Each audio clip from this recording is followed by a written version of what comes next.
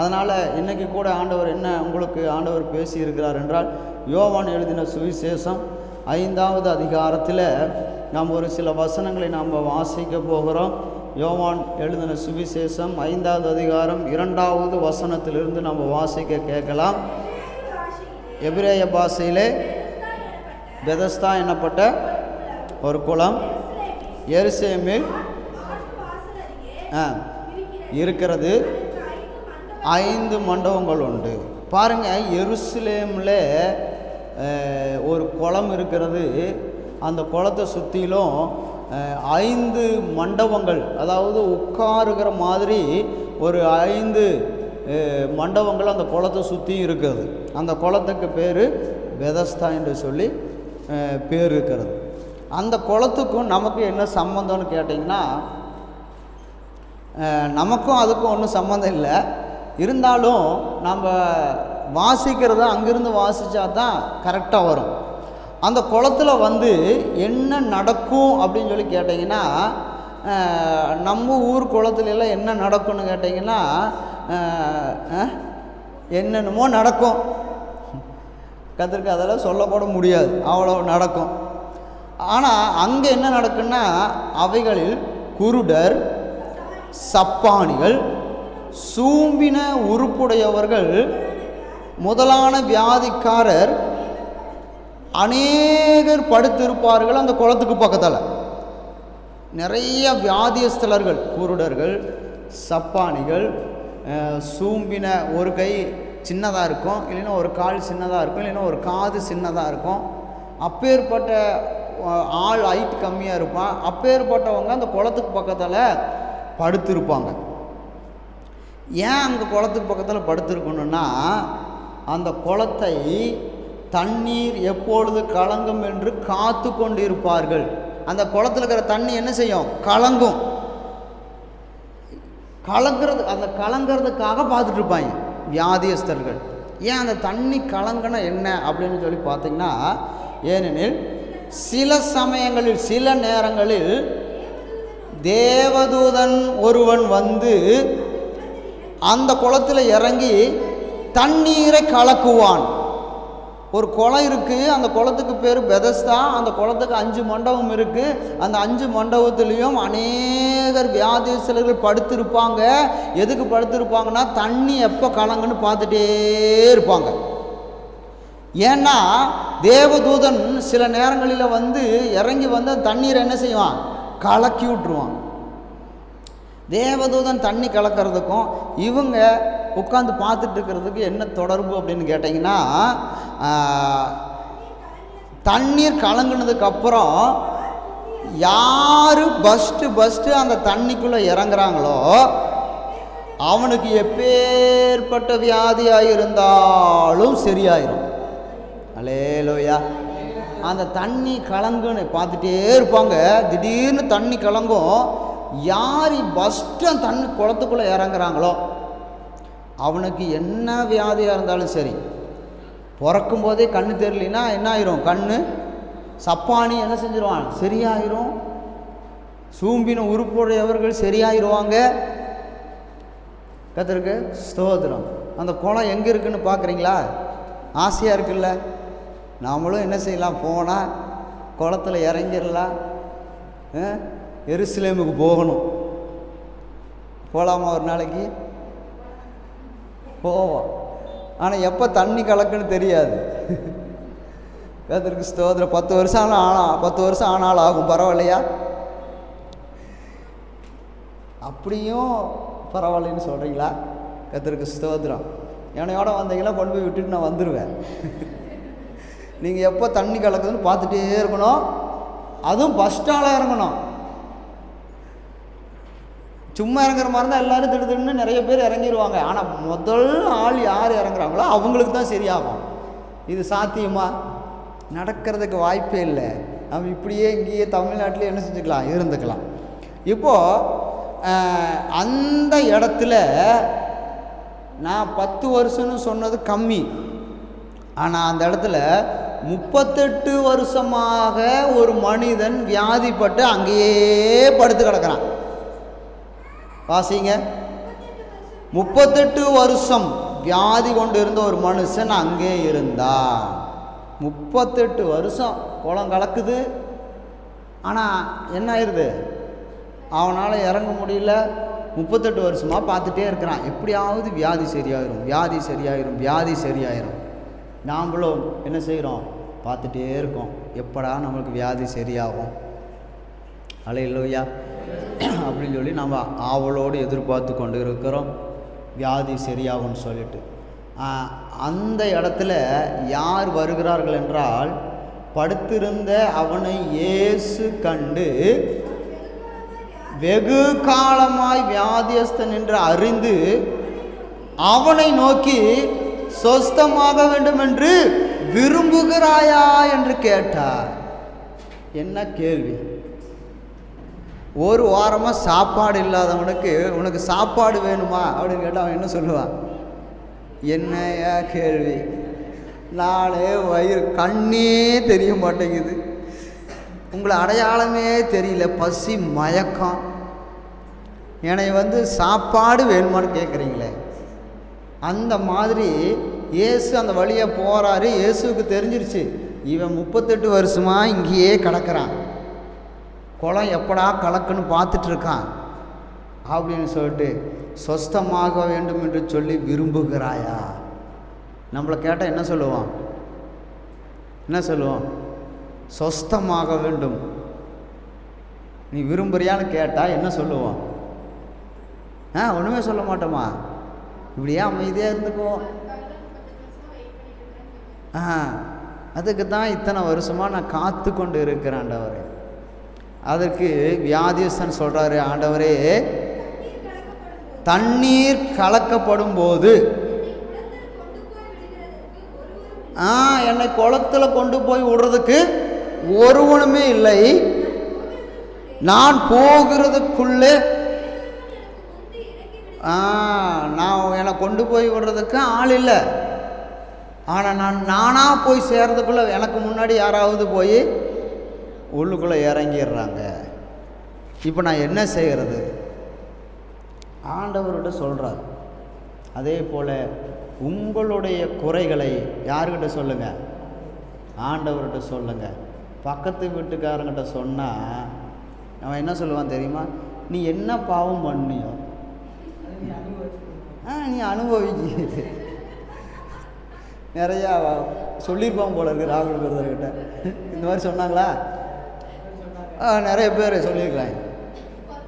10 பேர் கரெக்டாக எண்ணி வச்சுருக்க.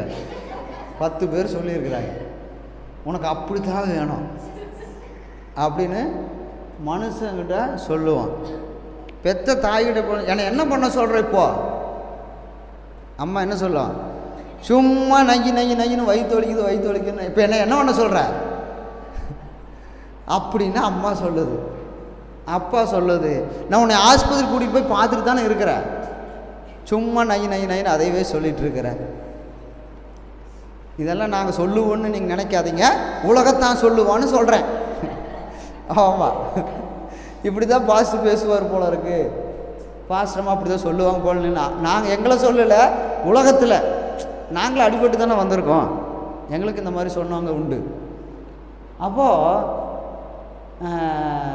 இப்போ என்ன பண்ணுறது? மனுஷன் 1000 பேர் அந்த வழியாக வர்றாங்க, 1,00,000 பேர் அந்த வழியாக வர்றாங்க போகிறாங்க. ஏன்னா அது சர்ச்சு வாசலில் தான் என்ன செஞ்சு வச்சுருக்கிறாங்க? குளத்தை வெட்டி வச்சுருக்கிறாங்க. சர்ச்சுக்கு எத்தனையோ லட்சக்கணக்கான ஜனங்கள் வர்றாங்க போகிறாங்க. 38 வருஷமாக எத்தனை ஜனங்கள் வந்திருப்பாங்க? யாராவது உனக்கு என்ன வேணும்னு கேட்டாங்களா? யாராவது இயேசுவை தவிர வேறு யாராவது கேட்டாங்களா? ஒருத்தருமே கேட்கல. அல்லேலூயா. எத்தனை சொந்தங்கள் சர்ச்சுக்கிட்டே வாரம் வந்துட்டு போனாங்க. எத்தனை சொந்தங்கள், எத்தனை பந்தங்கள். அல்லேலூயா, சோதரம். அதில் நெருங்கின சொந்தம். இவன் இப்படியே சீக்கிரமாக செத்துட்டானா சொத்தில் பங்கு என்ன செஞ்சுருவாங்க? அவன் பங்கு நமக்குக்காவது கிடைக்கும். போய் சேர மாட்டேங்கிறான், இப்படியே இழுத்துட்டு திரிகிறான். சொல்லுவாங்களா சொல்ல மாட்டாங்களா? சொல்லலினாலும் மனசுக்குள்ளே நினைப்பாங்களா நினைக்க மாட்டாங்களா? பார்த்தீங்களா? எதுக்கு நான் கேட்டுக்கிறேன்னா, பாஸ்ட் நான் ஒருவேளை குத்து மதிப்பாவோ இல்லை சும்மாவோ சொல்லிடக்கூடாதுல்ல. அதுக்கு தான் உங்கள்கிட்ட கேட்டுக்கிறது அடிக்கடி, நடக்குமா நடக்காதான்னு. அப்போது எத்தனையோ பேர் வந்தாங்க போனாங்க, ஆனால் யாருமே கேட்கவில்லை. அல்லேலூயா. ஆனால் ஒருவர் இருக்கிறார், ஒருவர் இருக்கிறார், அவர் நம்மை விசாரிக்கிறவர். அல்லேலூயா. அவர் நம்மை நேசிக்கிறவர். அல்லேலூயா.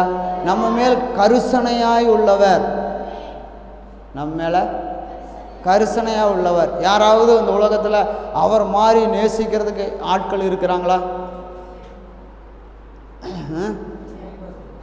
இல்லை. அப்போ அவர் என்ன செய்கிறாரு? கேட்குறாரு, உனக்கு என்ன வேணும்னு, நீ சொஸ்தமாக வேண்டும் என்று சொல்லி விரும்புகிறாயா அப்படின்னு சொல்லி கேட்குறாரு. அவர் சொல்கிறாரு, ஆமாண்டவரே விரும்புகிறேன் தான், ஆனாலும் தண்ணி கலக்கிறதுக்குள்ளே வேறு எவனாவது இறங்கிடுறானே, நான் என்னால் முடியல.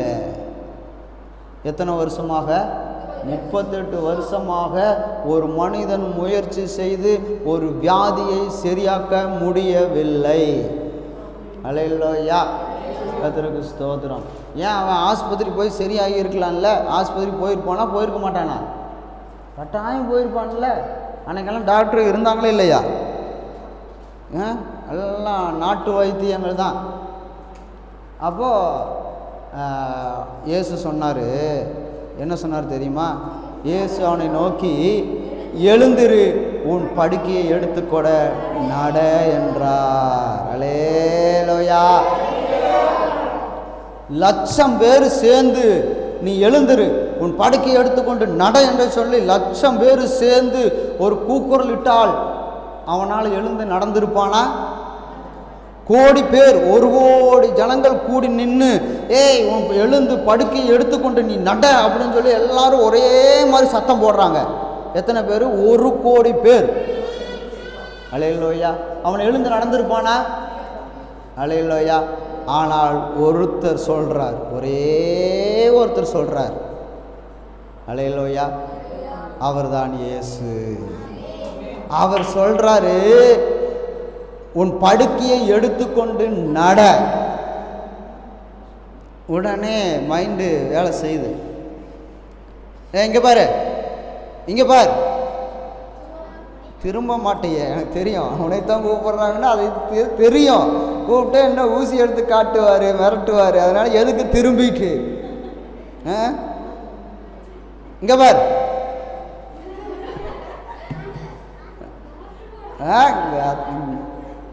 பாஸ்ட்டை பார்த்தா ஏன் தான் எல்லாத்துக்கும் இருக்குன்னு தெரியல.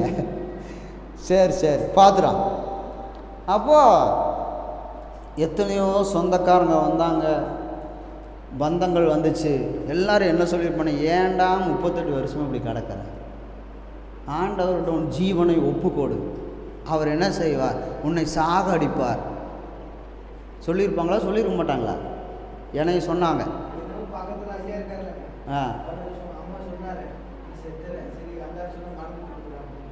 இல்லை செத்துரு. அல்லேலூயா. ஏன் கஷ்டப்பட்டுட்டு இருக்கிற? செத்துரு. மருந்து பிடிச்சி செத்துரு. உன்னால் நடக்க முடியல, சொஸ்தம் ஆக முடியல, வைத்தியம் பார்த்தாச்சு, உனக்கு சரியும் ஆகலை, நீ ஏன் இருக்கிற? அல்லேலூயா. கர்த்தருக்கு ஸ்தோத்திரம். பாருங்க, சர்ச்சுக்கு போய் சரி பண்ணிக்கலான்னு போனாலும் ஜனங்கள் என்ன செய்யறதில்ல, விடுறதில்ல. அங்கே எதுக்கு போகிற? நம்ம சாமியை விட்டுட்டு ஏன் வெளிநாட்டு சாமிக்கு போகிற? வெளிநாட்டு சாமிக்கு போகிறேன், அம்மா அங்கே போய் ஜெபம் பண்ணால் கொஞ்சம் நல்லா இருக்குது. அப்படியா? சரியாயிட்டு போயிடாத. என்ன பண்ணணும்? நம்ம சாமிக்கு கோபம் வந்துடும். அல்லேலூயா. இப்படி சொல்கிறது தான் ஆட்கள் இருக்குதே தவிர, உன் படுக்கையை எடுத்துக்கொண்டு நீ நட. அல்லேலூயா. கர்த்தருக்கு ஸ்தோத்திரம். அந்த வார்த்தைக்குள்ளே எத்தனாயிரம் அர்த்தங்கள் அடங்கி இருக்கிறது தெரியுமா? இந்த ஒரு வார்த்தைக்குள்ளே இயேசு அவனை நோக்கி, எழுந்திரு, உன் படுக்கையை எடுத்துக்கொண்டு நட அப்படின்னு சொல்கிற அந்த வார்த்தைக்குள்ளே சும்மா 2 லைனில் நம்ம படிச்சிடறோம், 1000 அர்த்தங்கள் அதுக்குள்ளே அடங்கி இருக்கிறது. அல்லேலூயா. சும்மா ஒருத்தனை போயிட்டுருக்கிறவனை கூப்பிட்டு, ஏ தம்பி இங்கே வா அப்படின்னு ஒருத்தன் கூப்பிட்டாங்கன்னா எதுக்கு கூப்பிடுறான்? சும்மா வான்னா வந்துட்டு போகிறதுக்காக கூப்பிடுவான். எத்தனையோ அர்த்தங்கள். எதுக்கு கூப்பிட்றான்னு தெரியும். நான் மண்டை பிச்சுக்குவோம், இப்போ எதுக்குடா நம்மளை கூப்பிட்றான்? என்னமோ இருக்குது. என்னவா இருக்கும்? அப்படின்னு சொல்லி அப்படியே குழம்பி போய் நிற்கிறான். சரி, எதுக்கும் போய் பார்த்துடலாம் அப்படின்னு சொல்லி பார்த்தா அவன் ஏதாவது ஒன்று சொல்லுவான். அதுபோல் இயேசு படுக்கையை எடுத்துக்கொண்டு நட என்று சொல்லி உங்களுக்கு சொல்லுவார். ஆனால் அல்லேலூயா, ஒரு வார்த்தை உங்களுக்கு சொல்லுவார், ஆனால் 1000 அர்த்தம் அதுக்குள்ளே அடங்கி இருக்கிறது. அல்லேலூயா, கர்த்தருக்கு ஸ்தோத்திரம். அவன் உடனே, வசனம் என்ன சொல்லுது? உடனே. எவ்வளோ நேரம் கழிச்சு? இயேசு சொல்லி ஒரு அரை மணி நேரம் கழிச்சா, இல்லை ஒரு வாரம் கழிச்சா? உடனே. நம்ம பிள்ளைகளை அம்மா இங்கே வான்னு சொன்னால் உடனே வருதா, இல்லை அரை மணி நேரம் கழித்து வருதா? அரை மணி நேரம் கழிச்சாலும் வராது. கர்த்தருக்கு ஸ்தோத்திரம். இப்போவே எப்படின்னா, இன்னும் செமினா மாதிரி அகலைய மாதிரி ஆச்சுன்னா, நீ இங்கே வா, வந்து சொல்லிட்டு போ, ஏன்னா எனக்கு சும்மா சும்மா கூப்பிட்டே இருக்கேன் அப்படிங்கிற மாதிரி ஆயிரம் போல் தெரியுது. கர்த்தருக்கு ஸ்தோத்திரம். மனுஷனுடைய வார்த்தைக்கு அவ்வளோதாங்க மரியாதை. நம்மளுடைய வார்த்தைக்கு அவ்வளோதான் மரியாதை. கர்த்தருக்கு ஸ்தோத்திரம். அது நாயாக இருந்தாலும் சரி, வேயாக இருந்தாலும் சரி, மனைவியாக இருந்தாலும் சரி, புருஷனாக இருந்தாலும் சரி, பிள்ளைகளாக இருந்தாலும் சரி, விசுவாசியாக இருந்தாலும் சரி, பாஸ்டாக இருந்தாலும் சரி, யாரோ மனுஷனாக இருந்தால் அவ்வளோதான். வாங்க இங்கே வாங்க அப்படின்னு சொல்லி கூப்பிட்டா, இவருக்கு பாஸ்டருக்கு எதுக்கு தான் கூப்பிட்றாருன்னு தெரியல. சும்மா சும்மா வெள்ளிக்கிழமை வாங்குறாரு, உபவாசம் போடுங்கிறாரு, ஜெபம் பண்ணுங்கிறாரு, ஏதாவது சொல்லிகிட்டே இருக்கிறாரு. அல்லேலூயா, கர்த்தருக்கு ஸ்தோத்திரம். ஆனால் இந்த 38 வருஷமாக வியாதியாய் கிடந்த மனுஷன் என்ன செஞ்சான்? உடனே அந்த மனுஷன் சொஸ்தமாகி தன் படுக்கையை எடுத்துக்கொண்டு நடந்து போனான். அந்த நாள் ஓய்வு நாளாய் இருந்தது. அப்போது ஞாயிற்றுக்கிழமை சர்ச்சுக்கு வாங்க அப்படின்னு சொன்னால் எதுக்கு ஆண்டவர் வர சொல்லுவார்? புரியல. விசுவாசிகள் விசுவாசம் பண்ணுறதுக்கா?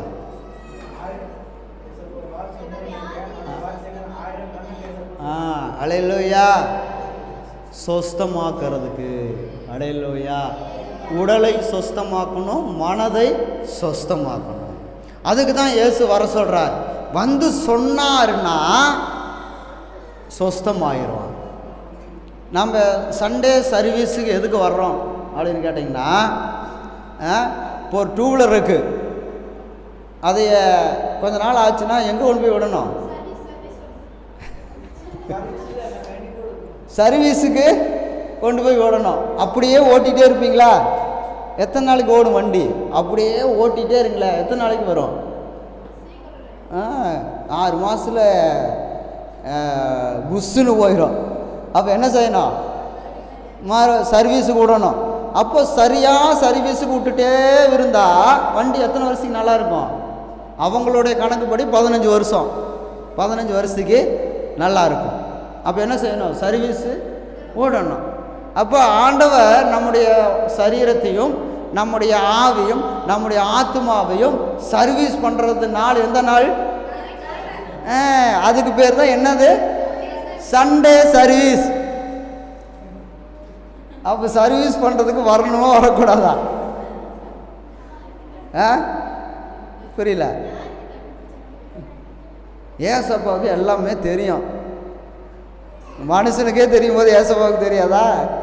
நிறைய சொல்லி தருவார், கவிதையெல்லாம் சொல்லி தருவார், எழுதி வச்சுக்குவோம். அப்போது நம்ம சர்வீஸ் பண்ணுற நாள் ஞாயிற்றுக்கிழமை. இப்போ இந்த 38 வருஷமாக ஸ்ட்ரக்காகி நிற்கிது. என்னது? இந்த வண்டி 38 வருஷமாக ஓடாமல் ஸ்ட்ரக்காகி நிற்கிது. வந்தார், ஒரே வார்த்தையில் சர்வீஸ் பண்ணிட்டார். இப்போ என்ன ஆகுது? எழுந்து ஓடுது. அல்லேலூயா. அப்போ ஏசப்பா வந்தாருன்னா நம்மை சொஸ்தமாக்குவா. அல்லேலூயா. சொஸ்தம்னா உடம்பு வியாதி மட்டும் இல்லை, மனசில் இருக்கிற பாரத்தை கூட சொஸ்தமாக்குவார். அல்லேலூயா. ஏசப்பா வந்து சர்வீஸ் பண்ணிட்டாருன்னா உச்சந்தல்லேருந்து உள்ளங்கால் வரைக்கும் மொத்தமாக சர்வீஸ் பண்ணிடுவார். ஆனால் நம்ம கடையில் கொண்டு போய் வண்டி சர்வீஸ் பண்ண விட்டோம்னா 4 சொன்னோன்னா 3 தான் பண்ணுவோம், 1 செய்ய மாட்டான். ஆமாவா? 4 ஃபால்ட்டு சொன்னால் எத்தனை தான் செய்வான்? 3 தான் செய்வான். அவனுக்கு எதிரில் காசு அதிகமாக வருதோ அதை மட்டும்தான் செய்வான், காசு கம்மியாக வர்றது செய்ய மாட்டான். கரெக்டாக? இது எப்படிங்க ஃபஸ்ட்டு உங்களுக்கு தெரியும் கேட்காதீங்க, ஏதோ குத்து மதிப்பாக அடிச்சு விட வேண்டியதுதான். உண்மைதான். அப்பாடா தப்புச்சே, உண்மைன்னு சொல்லிட்டாங்க. அப்போது இது மனுஷன். ஆனால் இயேசு ஒரு மனிதனை சொஸ்தமாக்கினால், ஏதோ ஒரு இடத்துல புண்ணு இருக்குது, ஏதோ ஒரு இடத்துல கை பிரச்சனை இருக்குன்னா அந்த ஒரு இடத்த மட்டும் சரி பண்ண மாட்டார். மொத்தமாக உச்சந்தல்லேருந்து உள்ளங்கால் வரைக்கும் மொத்தமாக எல்லா பார்ட்ஸையும் சரி செய்து விடுவார். அவர்தான் நம்ம இயேசு.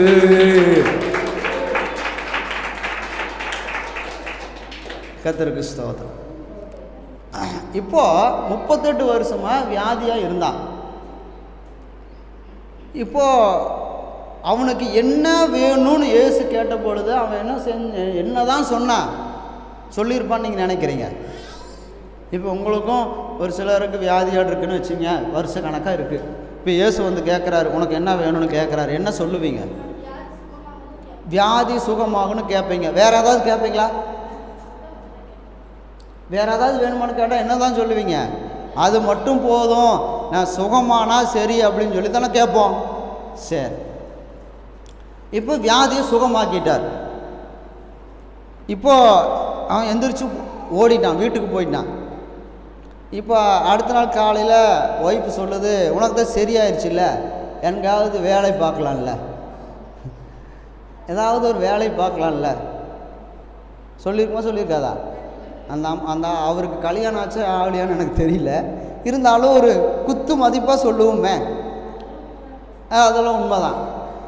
அப்போது உடனே இயேசுகிட்ட வந்து மறுபடியும் என்ன கேட்பார்? அவர் ஃபஸ்ட்டு என்ன கேட்டார்? வியாதி சுகமான போது எனக்கு ஒன்றுமே வேண்டான்னு சொன்ன மனுஷன் இப்போ எனக்கு வேலை வேணும், வேலை வேணும், வேலை வேணும், வேலை வாங்கி கொடுங்க, வேலை வாங்கி கொடுங்கன்னு ஏசவா போட்டு நச்சரிக்கிறான்.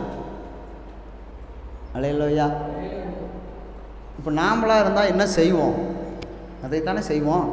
திருமணம் ஆகாதவனாக இருந்திருந்தால் அவன் என்ன செய்யணும்? என்ன கேட்டிருப்பான்? ரெண்டாவது கல்யாணம் ஆகணும், கல்யாணம் ஆகணும், கல்யாணம் ஆகணும் கேட்டிருப்பான். கல்யாணம் ஆனவன்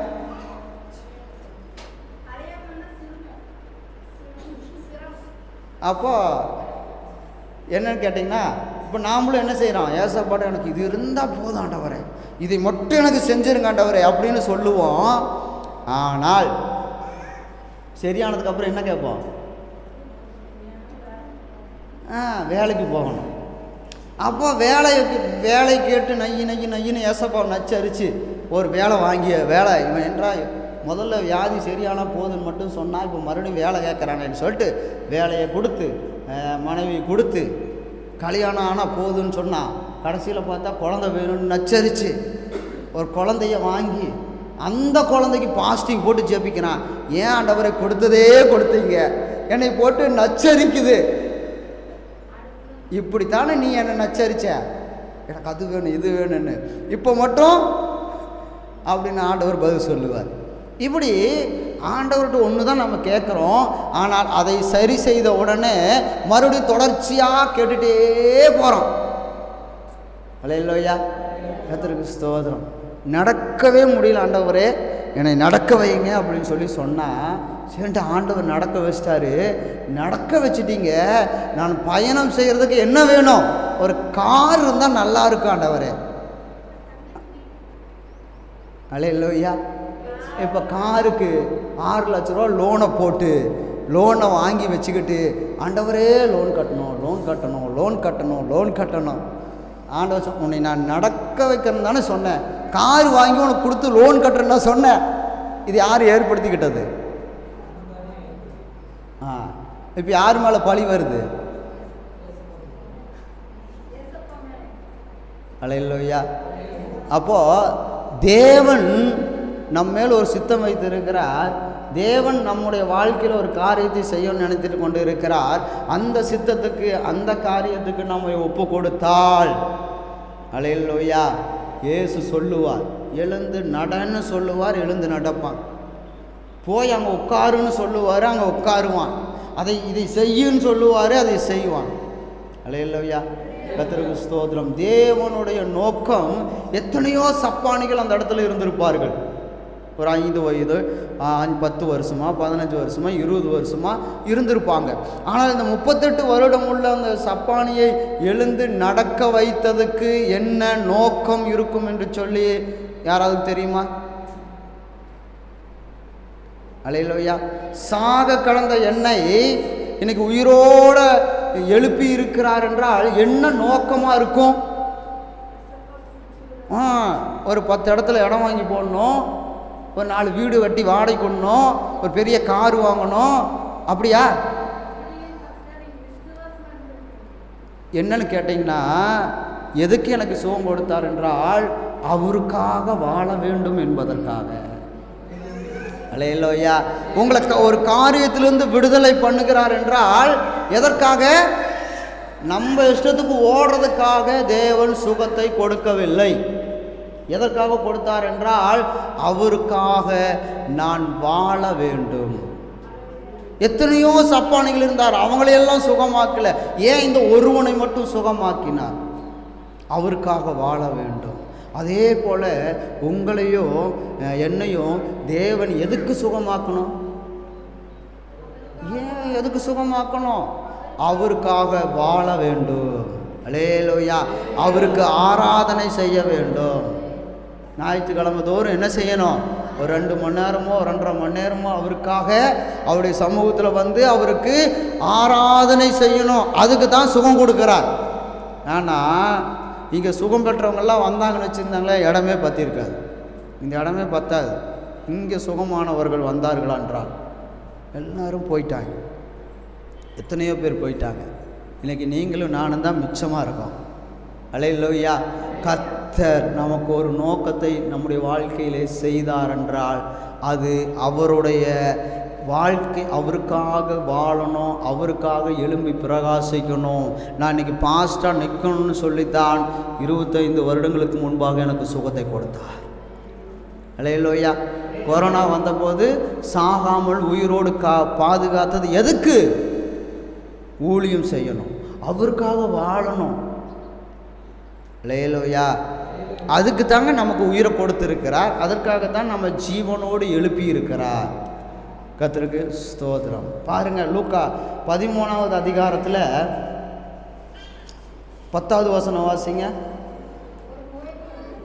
ஒரு ஓய்வு நாளில் அவர் ஜெபாலயத்தில் போதகம் பண்ணி கொண்டு இருந்தார். அப்பொழுது 18 வருஷமாய், அங்கே எத்தனை வருஷம்? இங்கே எத்தனை வருஷம்? 18 38 முதல்ல, இப்போ 18 வருஷம். பலவீனப்படுத்தும் ஆவி கொண்ட ஒரு ஸ்திரீ அங்கே இருந்தால் அவள் எவ்வளவோனும் நிமிரக்கூடாத கூனியாக இருந்தாள். பாருங்க, நம்முடைய வாழ்க்கையில் 38 வருஷமாக எழுந்து நடக்கக்கூட முடியாமல் கடந்த மனிதனை கர்த்தர் எழுப்பினார்.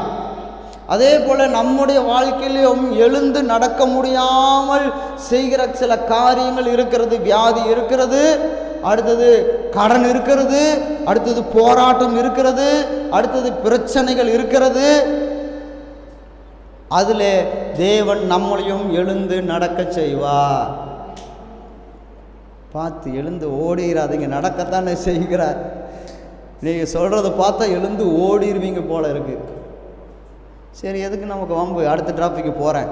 18 வருஷமா ரெண்டாவது. அல்லேலூயா. ரெண்டாவது என்ன? எத்தனை வருஷம்? 18 வருஷம். இந்த அம்மாவுக்கு என்ன இருக்கு? ஒரு ஆவி. இங்கே பாரு, இங்கே அவனை பிடிச்சி எடுத்துட்டு வாங்க, ஊசி போடுவான். அது நான் பார்த்துக்கிறேன், நீ போய் அங்கே உட்காரு.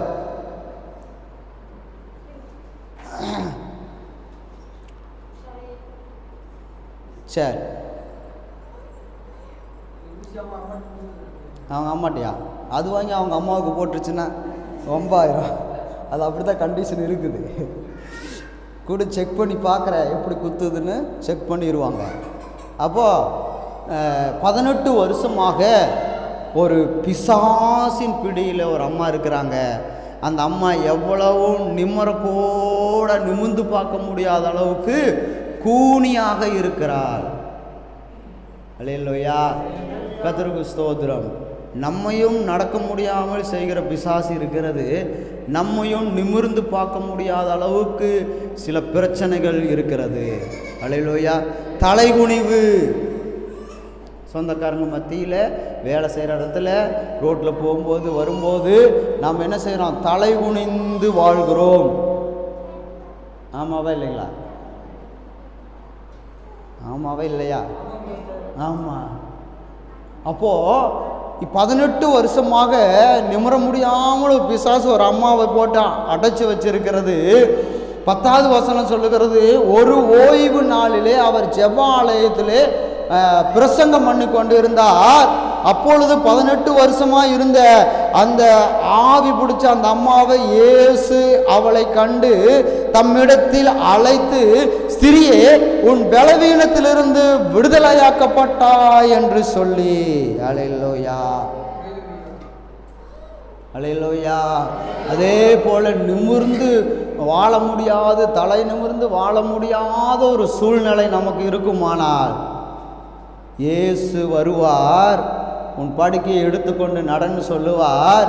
இயேசு கூப்பிடுவார், இங்கே வாமான்னு கூப்பிட்டு அவன் மேல் தன் கையை வைத்தால் உடனே அவன் நிமிர்ந்து யாரை மகிமைப்படுத்தினாள்? தேவனை மகிமைப்படுத்தினாள்.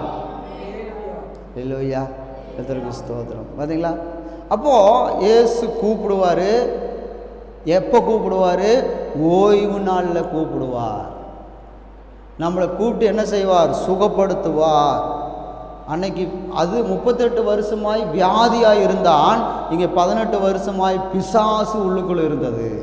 அதே போல் நம்மளை கௌரவமாக வாழ விடாமல் தடை செய்கிற பிசாசுகள் உண்டு. அல்லேலூயா. கௌரவமாக நம்மளால் வாழவே முடியாது. தடைகள் வந்துகிட்டே இருக்கும், போராட்டங்கள் வந்துகிட்டே இருக்கும், பிரச்சனைகள் வந்து கொண்டே இருக்கும். இயேசுகிட்ட வந்தால் இயேசு என்ன செய்வார்? என்ன செய்வார்?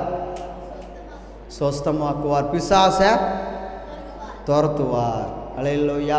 இப்போ நீங்கள் யாருக்கிட்ட வந்திருக்கிறீங்க? இயேசுகிட்ட. அல்லேலூயா. அவன் 38 வருஷமாக இருந்தவன் எங்கே இருந்தான் என்று கேட்டால் சர்ச்சுக்கு வெளியே உட்காந்து படுத்து கிடந்தான். இயேசு சர்ச்சுக்கு வரும்போது பார்க்குறார். இந்த அம்மா சர்ச்சுக்குள்ளே இயேசுவை பார்க்கறது. அப்போ சர்ச்சில் தான் என்ன செய்ய முடியும்? சர்ச்சுக்கு தான் இயேசு என்ன செய்வார்? வருவார். அப்போ சர்ச்சுக்குள்ளே தான் இயேசுவை என்ன செய்வார்? பிரசங்கம் செய்வார். சர்ச்சுக்குள்ளே தான் இயேசு என்ன செய்வார்? சொஸ்தமாக்குவார். அல்லேலூயா. அப்போது சொஸ்த மனம், சொஸ்தம்னா வியாதி மட்டும் இல்லை, மனசு கூட என்ன ஆகணும்? சொஸ்தமாகணும். மனசு கூட வேதனையாக இருக்கும், மனசு கூட பாரமாக இருக்கும். இயேசு மனதையும் சொஸ்த மனமாக மாற்றுகிறார், சரீரத்தை சொஸ்த சரீரமாக மாற்றுகிறார். அப்போ என்ன செய்யணும்? 18 வருஷமாக ஆனாலும் பரவாயில்ல, 38 வருஷம் ஆனாலும் பரவாயில்ல, இயேசுவிடத்தில் வல்லமை இருக்கிறது. அல்லேலூயா. இத்தனை வருடமாக நான் கஷ்டப்படுகிறேன், பரவாயில்ல, எத்தனை வருடமாகத்தான் இருந்த என்ன, இயேசுவிட்ட வாங்க, இயேசுவிட்ட கேளுங்க, இயேசுவுக்கு முன்னாடி நில்லுங்க, அவர் உங்களை தொடுவார். அல்லேலூயா, கர்த்தருக்கு ஸ்தோத்திரம். அடுத்து பார்த்தீங்கன்னா லூக்கா 8வது அதிகாரம் 43வது வசனம்.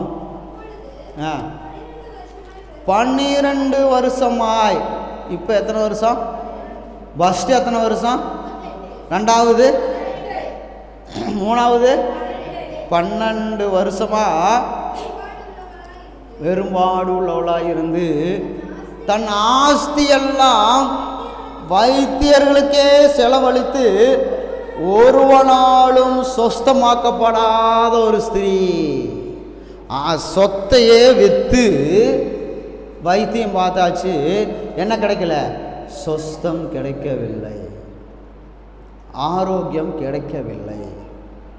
இப்போ என்ன செய்கிறது? அப்போ இயேசு அந்த ஊர் வழியாக வருகிறார். எல்லாரும் சொல்கிறாங்க, இந்த ஊருக்கு இயேசு வருகிறார், குஷ்டரோகியை சொஸ்தமாக்குகிறார், மரித்தவனை உயிரோடு எழுப்புகிறார், பிசாசுகளை துரத்துகிறார், குருடனை பார்க்க செய்கிறார். இப்படி நிறைய கேள்விப்படுற அந்த அம்மாவும் என்ன செய்தாங்க? எப்படியாவது அந்த இயேசுவை பார்த்தே ஆகணும், எப்படியாவது அந்த இயேசை பார்த்தே ஆகணும். அல்லேலூயா. அப்போது இந்த அம்மாவுக்கு ஒரே பயம். ஏன்னு கேட்டிங்கன்னா, பெரும்பாடுள்ள ஸ்திரீகள் வீட்டை விட்டு வெளியே போக மாட்டாங்க. இன்றைக்கி இல்லை, அந்த காலத்தில், இயேசு வாழ்ந்த காலத்தில் அப்படி போனால் கல்லால் அடித்து கொன்றுவாங்க.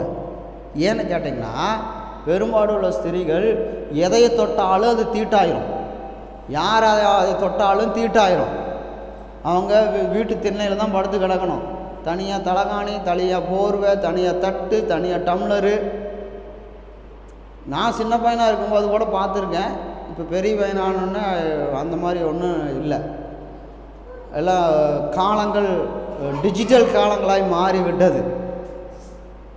அதனால் அப்போது இந்த அம்மாவுக்கு உடம்புக்கு வியாதின்னு தெரியும். வெளியே போனால் கல்லால் அடித்து கொன்றுவாங்க, வெளியே போனால் செத்துருவோம்.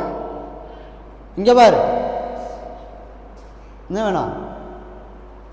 ஒன்றுமே வேண்டாமா? சரி, பார்த்துக்குவோம். அப்புறம் என்னாச்சுன்னு கேட்டிங்கன்னா, வெளியே போனால் கொன்றுவாங்க. இப்போ சுகமடையணும், இயேசுக்கிட்ட போக முடியாது. இப்போ என்ன செய்கிறது அப்படின்னு பார்த்தா ஒரு திட்டம் போட்டாங்க. என்னென்னா, யாருக்குமே தெரியாமல் கூட்டத்துக்குள்ளே போய் ஏசப்பாவுடைய ட்ரெஸ்ஸை ஒரு ஓரத்தில் தொட்டுட்டு நான் சுகமடைஞ்சிருவேன் என்று சொல்லி விசுவாசித்தாள். அல்லேலூயா. அப்போது இயேசுவுக்கும் தெரியாது, மற்றவங்களுக்கும் தெரியாது. கூட்டத்துக்குள்ளே உள்ள புகுந்து என்ன செய்கிறாங்க? போய் இயேசுவின் வஸ்திரத்தை தொட்டாள். அவன் தானே தொட்டான், எனக்கு என்ன? அவன் தொட்டால் சுகமாகுது, எனக்கா செய்து நான் ஆமேன்னு சொல்கிறதுக்கு, அல்லேலூயா சொல்கிறதுக்கு எனக்கு வாயில் பெரிய பாடாக இருக்குது. கர்த்தருக்கு ஸ்தோத்திரம். அப்போ நம்ம தேவன் என்ன செய்கிறார்? தொட்டார், சுகமடைந்தது. இங்கே இயேசுவை தொட்டார்கள், சுகமடைந்தது. அல்லேலூயா. இயேசு சொன்னாலும் சுகமாகும், இயேசுவை கூப்பிட்டு இயேசு யாராவது தொட்டாலும் சுகமாகும், இயேசுவை போய் யார் தொட்டாலும் சுகமாகும். கர்த்தருக்கு ஸ்தோத்திரம். உங்கள் அக்கௌண்ட்டுக்கு 2000 ரூபா பணம் வந்திருக்குதுன்னு சொன்னால் இப்படியா உட்காந்துருப்பீங்க?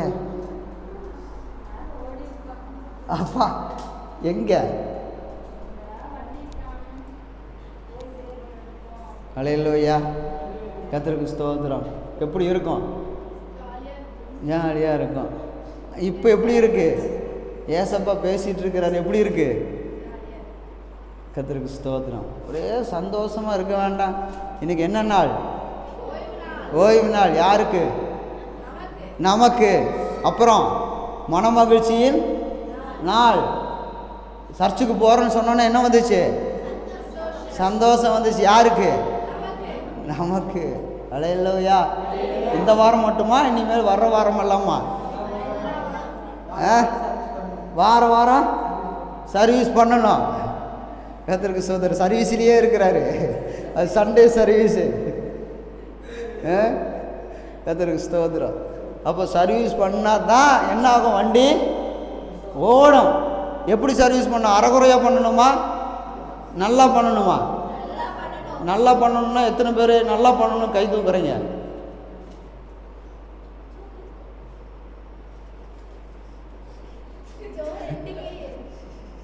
அப்போ 2 தடவை சர்வீஸ் பண்ணிடுவோம். ஆராதனையிலையும் பண்ணிடுவோம், ஆராதனை முடிஞ்சதுக்கப்புறம் பண்ணிடுவோம். சோதரம். நாம் சொஸ்தம் அடையணும்னா சர்வீஸு பண்ணணும், இல்லைன்னா சொஸ்தம் அடையாது. ஒருவேளை சரீரத்தை சுத்தமாக்குறதுக்கு ஒருவேளை டாக்டருக்கு யார் வேணாலும் இருக்கலாம். யாரோ சர்வீஸ் பண்ணிட்டாங்க போல இருக்கு. ஆமாம், இடையிலெல்லாம் பண்ணக்கூடாது, நீங்களாம் பண்ணக்கூடாது, ஆண்டவர் தான் பண்ணணும் சர்வீஸு. எதற்கு ஸ்தோத்திரம். அப்போது நம்முடைய வாழ்க்கையில் தேவன் என்ன செய்கிறார்? பிசாசின் பிடியில் இருந்தாலும் தேவன் குணமாக்குகிறார், தேவன் சொஸ்தமாக்குகிறார், தேவன் சரி பண்ணுகிறார். அல்லேலூயா. இங்கே கவனிங்க, எல்லாரும் என்னை பாருங்க. கர்த்தருக்கு ஸ்தோத்திரம். தேவன் என்ன செய்கிறார்? நம்ம சரி பண்ணுற முதல்ல கண்ணை தான் என்ன செய்யணும்? சரி பண்ணணும். ரெண்டாவது நாக்கைத்தான் என்ன செய்யணும்? சரி பண்ணணும். ஆமாவா இல்லைங்களா? ஏன் நாக்கை சரி பண்ணணும்? சர்வீஸ் பண்ணணும். நாக்கை பண்ணிடலாமா? வசனத்தை தான் பண்ண முடியும். ஒருத்தர் பார்த்தாரு, நேற்று நைட்டு ஒரு செய்தி கேட்டுருந்தான். ஒரு சாட்சி, நாக்கில் கேன்சர் வந்துருச்சு. டாக்டர் என்ன செஞ்சிட்டாங்க, நான் இப்போ தான் கேள்விப்படுறேன் நாக்கில் கேன்சர் வர்றது. நாக்கை அறுத்து எடுத்துட்டாங்க. அல்லேலூயா, கர்த்தருக்கு ஸ்தோத்திரம். ஆனால் ஒரு அதிசயம் என்ன தெரியுங்களா? அவர் ஊழிய பாஸ்ட்டாக மாறிட்டார். நாக்கு அறுத்ததுக்கப்புறம் பாஸ்ட்டாக மாறிட்டார். நல்ல வேலை. அந்த பாஸ்ட்டுக்கு நாக்கில் அதனால் சீக்கிரமாக முடிச்சிருவாருன்னு நினச்சிங்களா? அவர் என்னை விட அதிகமாக பேசுகிறாரு, ஆனால் நாக்கில் மூக்கு வழியாக தான், லிக்விட் வழியாக தான் சாப்பாடு வயிற்றுக்குள்ளே போகுது. நாக்கு வாய் வழியாக ஒன்றும் போகல. ஆனால் பாஸ்டாகிறார், பிரசங்கம் பண்ணுறாரு. அவ்வளோதான், 12 மணி ஆயிடுச்சு, பாய். ஓகே. அது டியூன் பண்ணி வச்சுருக்குறாங்கன்னு நினைக்கிறேன். 12 மணி ஆச்சுன்னா அலாரம் அடிக்கும், எந்திரிச்சிடலாம் அப்படின்னு. சரி, அப்போ அது இப்போ நம்முடைய நாக்கை என்ன செய்யணும்? சர்வீஸ் பண்ணணும். இப்போ நாக்கை சர்வீஸ் பண்ணணுன்னா இன்னொரு அரை மணி நேரமோ 3/4 மணி நேரமோ ஆகும். நீங்கள் வெயிட் பண்ணிங்கன்னா உங்கள் நாக்கை சர்வீஸ் பண்ணி தருவோம். ஆமாம்,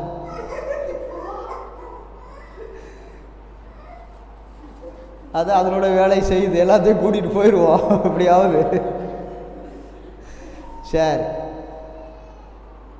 இப்போ நாக்கை சர்வீஸ் பண்ணணுன்னா ஒரு அரை மணி நேரம் ஆகும். யாராவது வெயிட் பண்ணுறீங்கன்னா நாக்கை சர்வீஸ் பண்ணிடலாம். நீங்கள் வெயிட் பண்ணுறீங்க. அப்புறம் 2 மனசாக இருக்குது, எப்படி சர்வீஸ் பண்ணுறாரோ தெரியல. அரை மணி நேரம்னு சொல்கிறாரு, ஒருவேளை 3/4 மணி நேரம் ஆக்கிட்டாருன்னா அப்படின்னு டவுட்டாக இருக்குது. நாக்கை ஃபஸ்ட்டு ஏன் சர்வீஸ் பண்ணணுன்னா, நாக்கில் அதிகாரம் இருக்கிறது.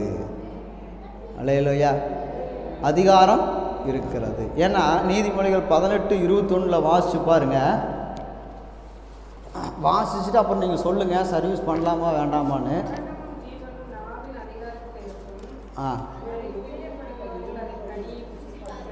மரணமும் ஜீவனும் நாவின் அதிகாரத்தில் இருக்கிறது, அதில் பிரியப்படுகிறவர்கள் அதனுடைய கனியை புசிப்பார்கள். மரணத்தின் கனி, ஜீவனின் கனி. இந்த 2 கனி இருக்கிறது. நம்ம நாக்கில் தான் அதிகாரம் இருக்குது. அந்த அதிகாரத்தை பயன்படுத்தினால் மரணத்தின் கனியும் புசிக்கலாம், ஜீவனத்தின் கனியும் புசிக்கலாம். அல்லேலூயா. நமக்கு என்ன வேணும்? அதிகாரம் வேணும். அப்போ நாக்கை சர்வீஸ் பண்ணால் தான் என்ன ஆகும்? அதிகாரம் கிடைக்கும். இப்போ சொல்லுங்க, சர்வீஸ் பண்ணலாமா வேண்டாமா? நீதிமொழிகள் 18:21 இவங்களை தான் கேட்கணும். சர்வீஸ் பண்ணிடலாமா நாக்க? ஆனால் சர்வீஸ் பண்ணியாச்சுன்னா நாக்கு என்ன செய்யாது? எழுத்து பேசாது. பரவாயில்லையா? சர்வீஸ் பண்ணிட்டா நாக்கு என்ன செய்யாது? எழுத்து பேசாது, குறை பேசாது. அப்புறம் சாப்பிட்றதெல்லாம் சாப்பிடும். நீங்கள் பயந்துக்காதீங்க. ஐயோ சாப்பிடாமே போனாலும் போயிடுவோம், மூக்கு வழியாக லிக்விட் ஊற்றிடுவாங்களோன்னு நினச்சிடாதீங்க. வாய் என்ன செய்யும்? பேசும், எல்லாமே செய்யும். இப்போ செய்கிறதெல்லாம் செய்யும், ஆனால் செய்யக்கூடாததை செய்யாது. வேதம் என்ன சொல்லுகிறதோ அதெல்லாம் செய்யக்கூடாததையெல்லாம் செய்யாது, செய்ய வேண்டியதெல்லாம் செய்யும். சர்வீஸ் பண்ணிட்டான், பரவாயில்லையா? அதிகாரம். உட்காருன்னா உட்காருவாங்க, எழுந்திரு அப்படின்னா எழுந்திருப்பாங்க, பேசாத அமைதியாருன்னு சொன்னால் அமைதியாக இருப்பாங்க. ஏன்னா அதிகாரத்தை எங்கே வச்சிருக்கிறாரு? நாக்கில் வச்சிருக்கிறாரு. அப்போ அந்த நாக்கில் அதிகாரத்தை வச்சிருக்கிறார். அந்த நாக்கு என்ன செய்யணும்? சர்வீஸ் பண்ணணும். அல்லேலூயா, கர்த்தருக்கு ஸ்தோத்திரம். சர்வீஸ் பண்ணிட்டா நாம் என்ன சொன்னாலும் நம்ம வீட்டில் அப்படியே நடக்கும். பிசாசே நில் அப்படின்னா என்ன செய்யும்? பிசாசே ஓடு அப்படின்னா. இப்பேற்பட்ட ஒரு அதிகாரத்தை ஏசப்பா நமக்கு தருகிறார். அல்லேலூயா. அப்போ இந்த நாக்கு என்ன செய்யணும்? சர்வீஸ் பண்ணணும். இப்போவே பண்ணலாமா, இல்லை அடுத்த வாரம் சண்டே சர்வீஸில் நாக்கை சர்வீஸ் பண்ணிக்கலாமா? இப்போ அடுத்த வாரம் வரமாட்டீங்களோ? இப்போவே பண்ணிட்டு அடுத்த வாரம் வரமாட்டீங்களாண்ணே? அடுத்த வாரம் வேறு விஷயம். கர்த்தருக்கு ஸ்தோத்திரம். ஸ்தோத்திரம். ஒரு சிலர் நினைக்கிறாங்க 12 வருடமாக பெரும்பாடுள்ள ஒரு ஸ்திரீ, 18 வருடமாக பிசாசின் பிடியில் இருக்கிற ஸ்திரீ, 38 வருஷமாக வியாதியுள்ள ஸ்திரீ, வியாதியோடு இருக்கிற ஒரு மனுஷன், இவ்வளவு பாடுபட்டாங்க, கஷ்டப்பட்டாங்க. இயேசு வந்து என்ன செய்தார்? சொஸ்தமாக்கினார். அல்லேலூயா. அதே போல் நம்மையும் சொஸ்தமாக்குகிறார். சில காரியங்களை ஒழுங்குபடுத்துகிறார். கண்ணை, காதை, மூக்கை, வாயை, இருதயத்தை, சிந்தையை, மூளையை, கையை, காலை எல்லாத்தையும் என்ன செய்கிறார்? ஒழுங்குபடுத்துகிறார், சரி பண்ணுகிறார். அவன் உண்மையாலுமே நடக்க முடியாமல் கடந்தான், எழுந்து நடந்தான். இன்னைக்கு நாமளும் நடக்கிறோம், ஆனால் சொஸ்தம் இல்லை. அல்லேலூயா. சொஸ்தம் இல்லை, ஆனால் நடக்கிறோம். தேவன் என்ன செய்கிறார்? சொஸ்தப்படுத்துகிறார். நாம் தேவனுடைய சமூகத்தில் என்ன செய்யணும்? நம்மளை ஒப்பு கொடுக்கணும். கர்த்தர் நம்மளை நடத்துவாராக. கர்த்தருக்கு ஸ்தோத்திரம். நான் இதோடு முடிச்சுக்கிறேன். ஏன்னு கேட்டிங்கன்னா ஒவ்வொருத்தராக எஸ்கேப் ஆகிட்டே கடைசியில் நான் மட்டும்தான் இருக்கணும் போல தெரியுது. பார்த்தீங்களா? கர்த்தருக்கு ஸ்தோத்திரம். எதுக்கு வம்பு? அதனால் என்ன செஞ்சுக்கலாம்? அடுத்த வாரத்தில் இருந்து நம்ம நாக்கை எப்படி சரி பண்ணுறது? அல்லேலூயா. வராமல் விட்டுறாதீங்க. உங்கள் நாக்கை நீங்கள் வந்தீங்கன்னா தான் உங்களுக்கு சர்வீஸ் பண்ண முடியும். நீங்கள் வராமல் விட்டுட்டு என்ன செய்ய முடியாது? சர்வீஸ் பண்ண முடியாது. அதனால் வந்துடுங்க. அதுக்கப்புறம் நாக்கு, காது, தொண்டை எல்லாத்தையும் என்ன செய்யணும்? சர்வீஸ் பண்ணணும். கர்த்தருக்கு ஸ்தோத்திரம். அதுக்கு தான் சண்டே சர்வீஸு. அதனால் நம்ம